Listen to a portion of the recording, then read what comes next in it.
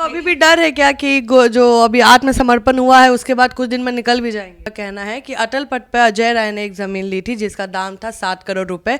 नीलेश मुखिया 45 लाख रुपए मांग रहे थे। तो अभी भी बाहर है हेल्थ इशू को लेकर, तो उस पर क्या कहिएगा?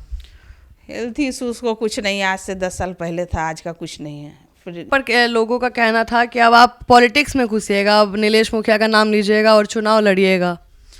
मुझे किसी नाम की आवश्यकता नहीं है। पनोरमा ग्रुप, जो सोचता है वो करता है, आपके अपने सपनों का आशियाना। नमस्कार, स्वागत है आपका सिटी पोस्ट लाइव में। मैं हूं मुस्कान। आपको बता दें कि पटना राजधानी में एक साल पहले 23 अगस्त 2024 को नीलेश मुखिया की जान जा चुकी थी। जी हां, आपको बता दें पटना राजधानी में दिन दहाड़े 2 बाइकर्स आते हैं और गोली मार के चले जाते हैं, और जिसमें आरोपी कहीं ना कहीं पप्पू ढप्पू और गोरख राय के ऊपर पहले ही लगा दिया गया था। लेकिन बातें चल रही थी कि ऐसा नहीं है, लेकिन अब आत्मसमर्पण का बात आ गया है। 1 साल से ऊपर हो गया है। और चलिए बात करते हैं, हमारे साथ उनकी पत्नी है सुचित्रा सिंह। कैसा लग रहा है कि आत्मसमर्पण का बात आया है, दोनों लोग ने आत्मसमर्पण कर दिया है? 1.5 साल के बाद मतलब ऐसा खबर हम लोग सुने हैं, वो तो अच्छा ही लग रहा है, लेकिन इसके पीछे भी कोई साजिश ही है, क्योंकि ये लोग मतलब ये भी कहा जाएगा कि पेशेवर मुजरिम है। और समाज में इनका ये छवि ये लोग बना के रखे हैं कि हम प्रतिष्ठित लोग हैं, लेकिन ऐसा नहीं है। लोग जानते हैं कि ये लोग क्या हैं। आप लोग अभी भी डर है क्या कि जो अभी आत्मसमर्पण हुआ है उसके बाद कुछ दिन में निकल भी जाएंगे? क्यों नहीं, इतना दिन से वेल प्लान के तो दौरान ही तो ये सब कुछ हो रहा था। इसके पीछे भी कुछ होगा ही होगा।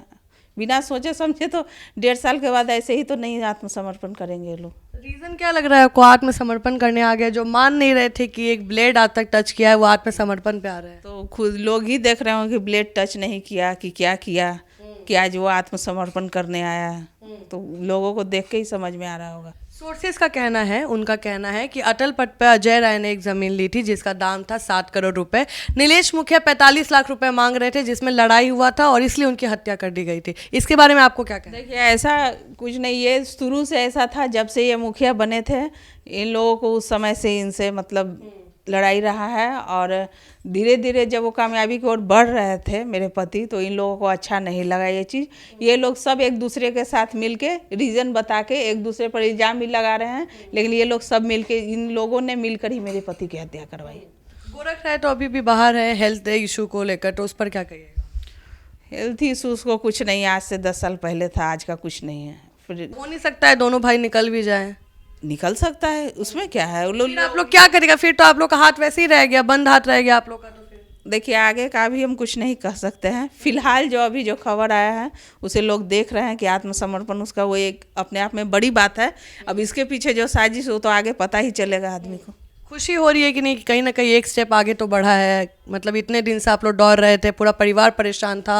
नीलेश मुखिया एक हस्ती के रूप में कुर्जी में जाने जाते हैं, और जब आम आदमी कहाँ रहेगा जब मुखिया जैसे लोगों की हत्या हो जाती है, तो अब थोड़ी सी तो खुशी आई होगी मन में। बिल्कुल है, क्यों नहीं है।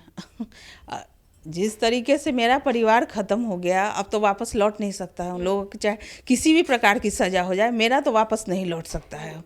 लेकिन बस प्रशासन से यही हम लोग का गुहार है कि कम से कम अब बिहार में ऐसे ऐसे अपराधियों के लिए कड़ाई कसे, और जो तकलीफ़ मुझे दिया गया है वो तकलीफ़ उनको भी मिले। आपकी आँख में आंसू दिख रहा है, ये खुशी के आंसू हैं कि दुख के आंसू हैं? नहीं, दुख का ही है। खुशी किस बात की? खुशी जब तक वो पूरे तरीके से बर्बाद नहीं होगा, हमको किसी प्रकार का कोई खुशी नहीं मिलेगा। तो अभी आपको प्रशासन से क्या चाहिए उन दोनों के साथ? मतलब क्या चाहती हैं आप? मेरे साथ हुआ है उसके लिए उसको कड़ी से कड़ी सज़ा मिले। और मेरा तो कहना ये भी है कि अगर उसको मौत की सज़ा भी मिल जाती है वो भी मेरे लिए कम है। तीनों लोग को? जी बिल्कुल, तीनों क्या, चारों, अजय राय को भी।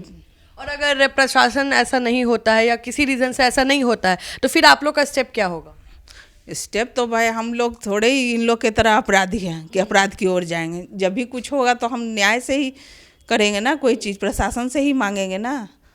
तो खुद से तो कोई ऐसा एक्शन नहीं लेंगे, क्योंकि इन लोगों को तो शुरू से वंशज रूप में मिला हुआ है ये सब चीज़। हम लोग को तो नहीं मिला हुआ है। मिला रहता तो नीलेश मुखिया जो होते ना दुनिया में, अगर आपके ऊपर भी रहता तो नीलेश मुखिया भी कर सकते थे, लेकिन उन्होंने ऐसा तो नहीं किया। आपके ऊपर लोगों का कहना था कि अब आप पॉलिटिक्स में घुसिएगा, अब नीलेश मुखिया का नाम लीजिएगा और चुनाव लड़िएगा। मुझे किसी नाम की आवश्यकता नहीं है। मेरा जो ये नाम है मेरे पति का दिया हुआ है।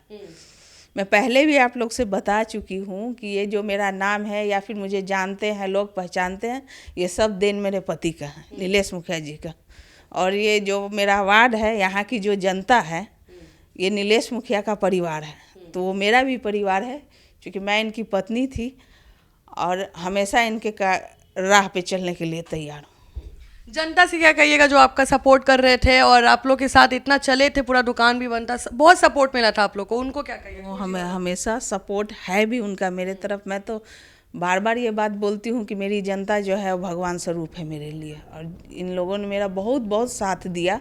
इसके लिए मैं हमेशा आभारी रहूँगी इनकी, और मुझसे जितना बन पड़ेगा मैं अपनी जनता के साथ हमेशा खड़ी रहूँगी।